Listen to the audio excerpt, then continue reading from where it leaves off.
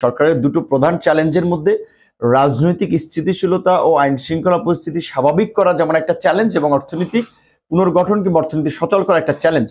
তো রাজনৈতিক স্থিতিশীলতার এটা একটা পার্ট। বিশেষ করে আমাদের যে পতিত স্বৈরাচার হাসিনা ও তার দোসররা, তাদের কাছে কিন্তু লক্ষ লক্ষ কোটি কোটি টাকা আছে। প্রত্যেকটা এমপি মন্ত্রী গত 3টা টার্ম এমপি হয়েছে, মন্ত্রী হয়েছে, সচিব হয়েছে, ব্যবসায়ী হয়েছে।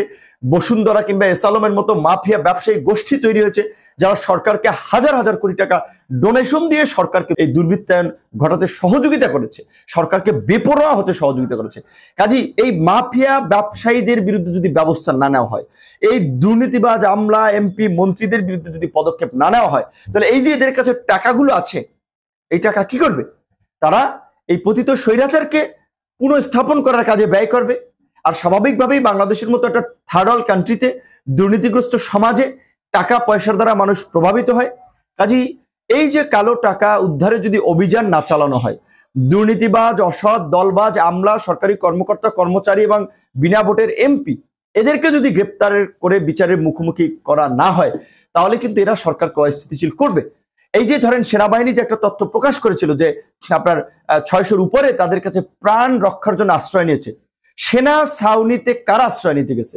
নিশ্চয়ই যারা এতটা অপকর্ম করেছে যে তারা জানে যে রাস্তায় যদি জনগণ পায় তাদেরকে পিষে ফেলবে। তাহলে এই কারা 600-র অধিক যে আশ্রয় নিয়েছিল, এই তালিকাটা সেনাবাহিনীর প্রকাশ করা উচিত এবং সেই তালিকা ধরে পুলিশের গ্রেপ্তার অভিযান চালানো উচিত, বিচারের মুখোমুখি করা উচিত। কেন, কি অপরাধ তারা করেছিল যে জনগণ থেকে তারা পালিয়ে সেনা ছাউনিতে আশ্রয় নিয়েছিল? তো এই পদক্ষেপগুলো যদি না নেওয়া হয়, তাহলে কিন্তু দেশকে অস্থিতিশীল করবে এবং সরকার একটা বিপদের মুখে পড়বে, সরকার টিকতে পারবে না।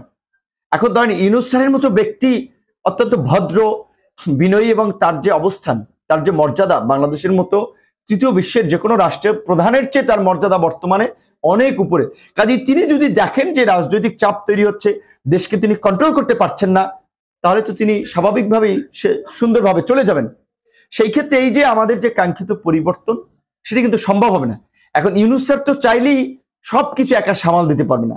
তার জন্য একটা ভাইব্রেন্ট, একটা কর্মঠ, একটা সৎ সাহসী ভিশনারি টিম দরকার।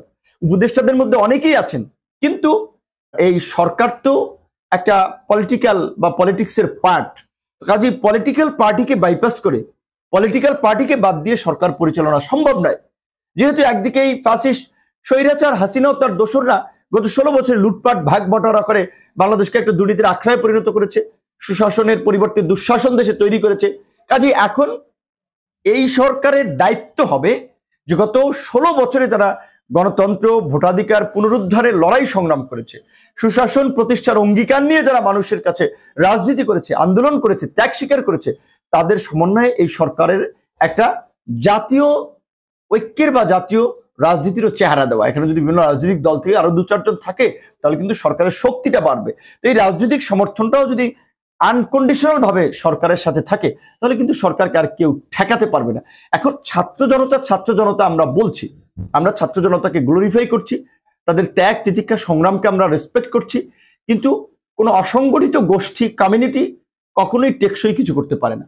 এই যে ছাত্র জনতা, ধরেন ছাত্রদের কথায় আন্দোলনে, এখানে ছাত্র অধিকার পরিষদের নেতাকর্মীরা ছিল, ছাত্র দলের নেতাকর্মীরা ছিল, ছাত্র শিবিরের নেতাকর্মীরা ছিল, সাধারণ ছাত্ররা ছিল।